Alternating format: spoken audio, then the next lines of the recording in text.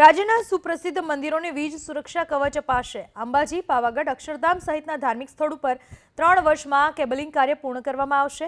Game zone અગ્નિકાંડ બાદ હવે જ્યાં લોકોની સૌથી વધુ ભીડ હોય છે ત્યાં આગ, અકસ્માત, શોર્ટ સર્કિટની આકસ્મિક ઘટના ન બને તે માટે પીજીવીસીએલ સહિત રાજ્યની વીજ કંપનીઓ રાજ્યના સુપ્રસિદ્ધ મંદિરોમાં અંડરગ્રાઉન્ડ કેબલિંગનું વીજ સુરક્ષા કવચ આપશે। એટલે કે હવે સુપ્રસિદ્ધ મંદિરોનું વીજ વાયરિંગ અંડરગ્રાઉન્ડ કરવાનો નિર્ણય લેવામાં આવ્યો છે। આ માટે વીજ કંપનીઓએ 3000 કરોડનો માસ્ટર પ્લાન બનાવ્યો છે, જેમાં અંડરગ્રાઉન્ડ કેબલિંગ અને આધુનિક વાયરિંગ નેટવર્ક હશે। સોમનાથ, માતાના મઢ, સાળંગપુર, ચોટીલા, અંબાજી, પાવાગઢ સહિતના મંદિરોમાં આગામી 3 વર્ષમાં કામગીરી પૂર્ણ કરવાનો લક્ષ્યાંક રાખવામાં આવ્યો છે।